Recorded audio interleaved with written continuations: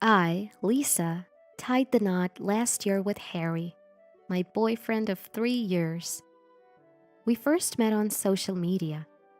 It all began when Harry, a friend of a friend, liked a photo of me and started following me. He's 2 years younger and works as a software engineer. Though he's in tech, he's also a great communicator and seemed to be recognized as a rising star at his company. On our second anniversary, Harry proposed. It was a truly simple proposal.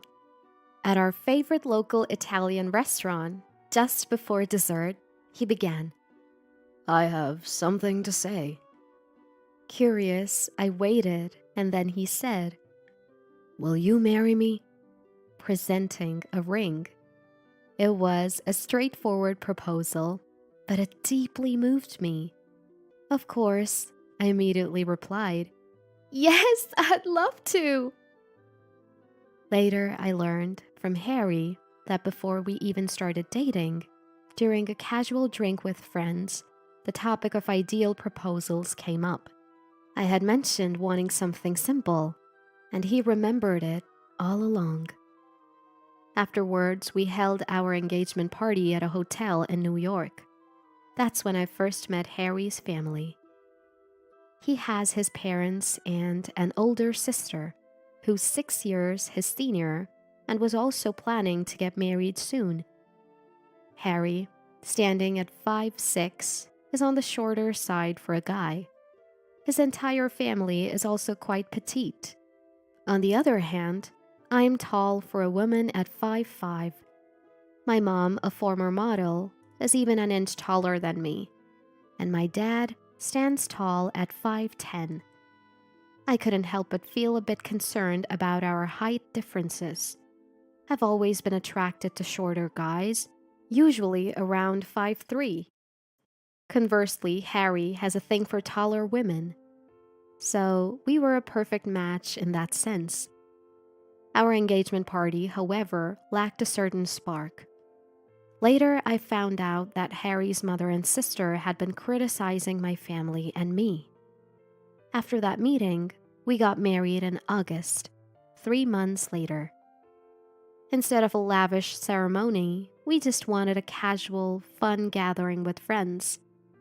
So, we simply held a wedding announcement party. This didn't sit well with Harry's mother and sister. When we visited Harry's family home after the wedding, they openly showed their displeasure. It was summer and I wore a yellow floral sleeveless dress with heeled sandals. They began, "Could you not wear something like that to someone's house?" "I'm so sorry, I'll go change right away." Feeling I'd made a mistake, I rushed home to change. When I returned, Harry's mother criticized the Baumkuchen cake I brought. "Who wants to eat such a thing in this heat? Normally people bring cooler-looking, refreshing desserts, don't they?" I had chosen the Baumkuchen because it's delicious when chilled. "You really don't think things through. I guess your model mother couldn't teach you better. Just because you have a small face doesn't mean you have a big brain.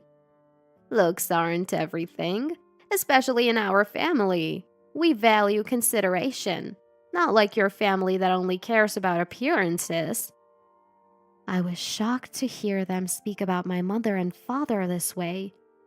I looked to Harry for support, but he seemed lost in thought. On our way home, Harry began, "About what my mom and sister said earlier?" "Yeah."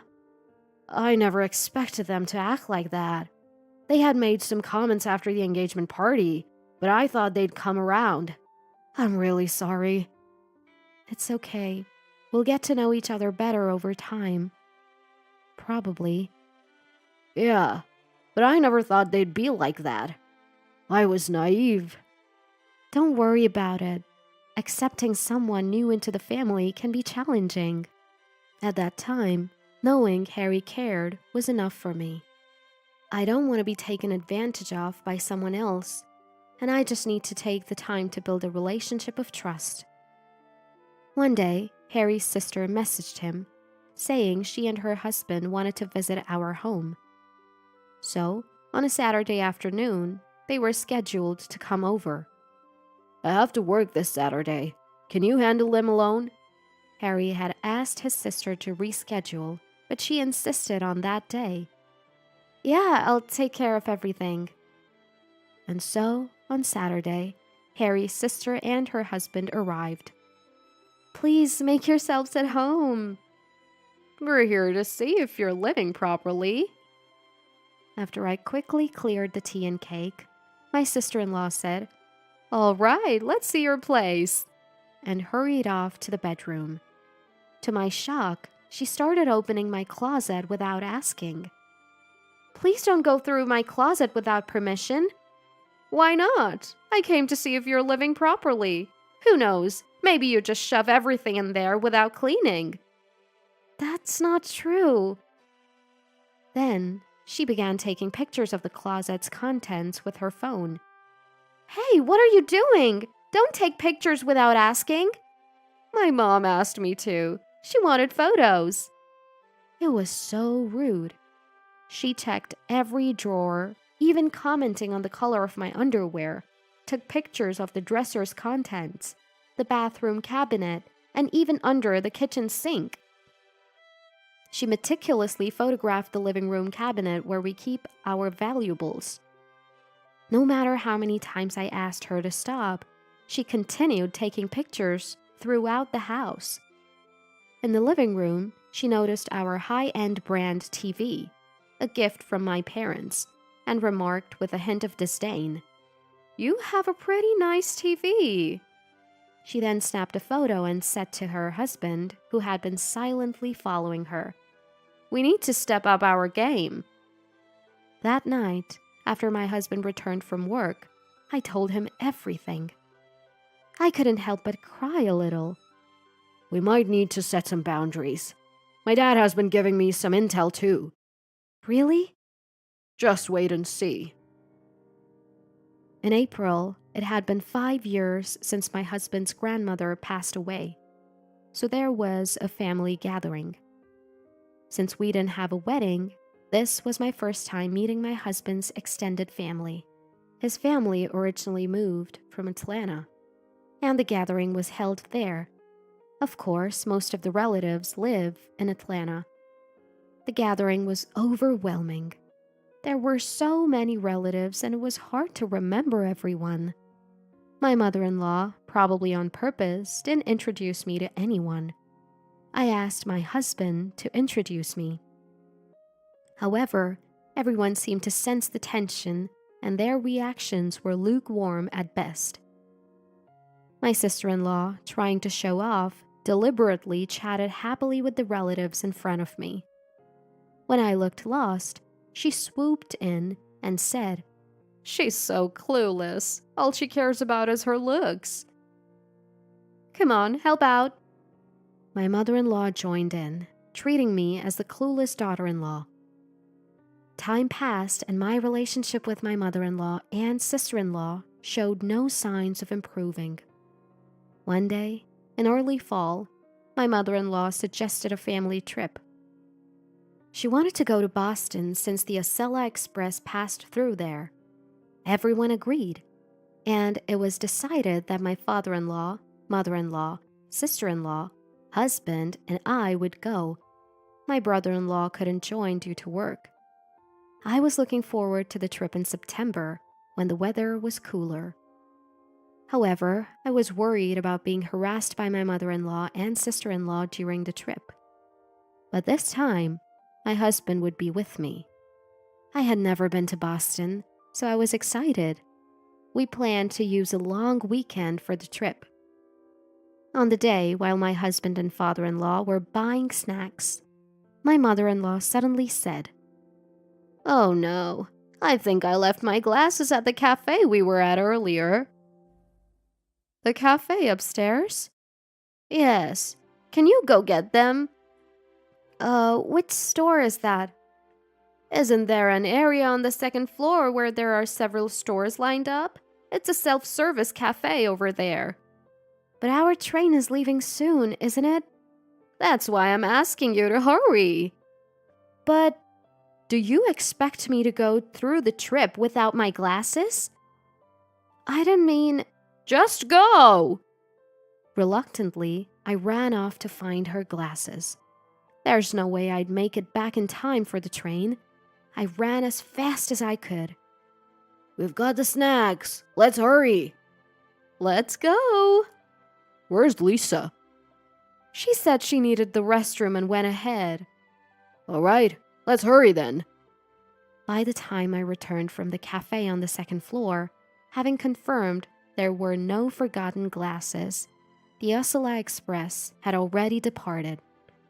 I knew it. From the start, my mother-in-law and sister-in-law had planned to leave me behind. On second thoughts, as I was processing this, my mother-in-law called. "We've already left," she said, her voice dripping with glee. But I retorted, "Yes, I'm aware. Take care." What? What did she say? From the other end, I could hear my sister-in-law. She's acting tough, saying take care or something. Poor thing, left behind and still trying to act strong. Just before the call ended, I overheard my husband and father-in-law saying they were going to the restroom. About 20 minutes later, the Ursula Express arrived at New London Station. Where are the guys? They're taking a while. Maybe they stopped for a beer. In reality, my husband and father-in-law had gotten off the train. Unbeknownst to my mother-in-law and sister-in-law, they returned to Metro Park Station, paid for round-trip tickets, and met up with me. Our real destination for this trip was Washington, D.C.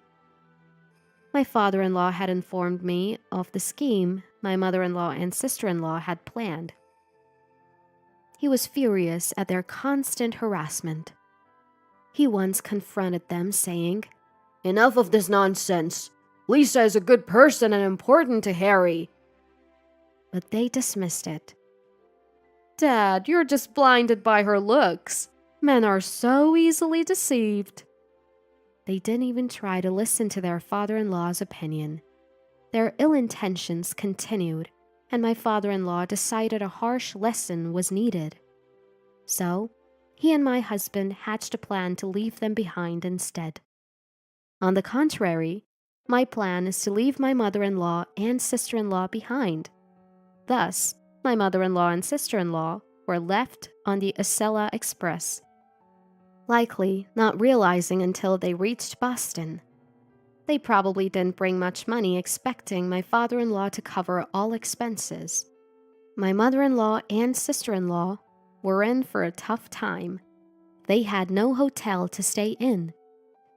My husband had taken care of the travel arrangements, and he had canceled the Boston hotel reservation the day after booking it. With little cash on hand, my mother-in-law and sister-in-law were definitely in a bind. They won't get it unless we teach them a lesson like this. They're adults. They'll find their way back somehow. My father-in-law, my husband, and I enjoyed some snacks we just bought on the Ursula Express heading to Washington. Yes, the two of them going to buy snacks was actually part of our plan. We arrived in Washington before evening. Throughout the journey, there were several messages from my mother-in-law and sister-in-law to my father-in-law and husband, but both of them ignored them completely. The three of us thoroughly enjoyed Washington. It's more fun without those two. I was trying not to say that. Both Harry and my father-in-law were in high spirits, making such comments. We had a relaxed trip without cramming too much sightseeing. Meanwhile, the mother-in-law and sister-in-law, who were left behind on the Ursula Express, they got off at Boston South Station and waited for my father-in-law and husband, but they never showed up. They realized something was off, but it was too late. They frantically messaged my father-in-law and husband, but there was no response since they had decided to ignore them. They finally realized they had been left behind and headed to the hotel. But the hotel reservation had been canceled the day before. They went to the nearest restaurant and checked how much money they had. Both had relied on my father-in-law's wallet during the trip, so they hardly had any cash and didn't even bring credit cards. Together, they had about $150, just enough for a cheap hotel and a late-night bus ride home. But they couldn't even have a decent meal. They tried to book a bus for that night, but it was already full. So, they reluctantly booked a bus for the next night. For about a day and a half, they couldn't eat properly. They shared a biscuit they bought at the station. They kept messaging my father-in-law and husband, but of course, there was no reply. It seemed like my mother-in-law and sister-in-law no longer had the energy to bother me. For dinner, they bought cereal at a grocery store and ate it in their hotel room. "Mom, what's going on?" "I don't know. Isn't it your father's doing? Who's the mastermind?" "But this is too much, isn't it?" The next day, they went without food or drink and waited until night to board the bus. Apparently, I had a ton of messages and missed calls from them. I had blocked them, so I only noticed later. The next morning, the bus arrived in New York. They slept until the evening. By the time they woke up, my father-in-law, my husband, and I had returned from Washington. I went back to our apartment first, and my husband went to his parents' house with his father. We knew from messages that my mother-in-law and sister-in-law had somehow made it back. As soon as they got home, they confronted my father-in-law and husband. My husband and I were on standby, called by my father-in-law. "What's the meaning of this? We had very little cash and went through so much." "We did it because you two planned to leave Jamie behind. So, Harry and I plan to leave you two behind." "But that's cruel. It's her fault." She pointed at me. I wasn't sure how to react, so I just smiled. "I am so pissed. Stop smiling." My sister-in-law threw her bottled tea at me, but my father-in-law deflected it with a chop and it hit my mother-in-law's forehead. "Ouch!" I struggled to hold back my laughter. "Haven't you two learned your lesson?" My father-in-law shouted. "Mom, sis, stop this. It's embarrassing." My husband laughed. "What's embarrassing? She's the embarrassing one." "Enough. If you keep this up, I'll divorce you." "What? Divorce?" My mother-in-law turned pale. "Sis, Mom, just stop, or I'll get really mad." The word divorce completely demoralized my sister-in-law and mother-in-law. "It's because of you two that this happened. Just accept it." My mother-in-law and sister-in-law finally broke down in tears. "Father, Harry, it seems they're truly remorseful. Please forgive them. I never wanted things to end this way. Please, I beg you," I pleaded with my father-in-law and husband. "Jamie, we're so sorry."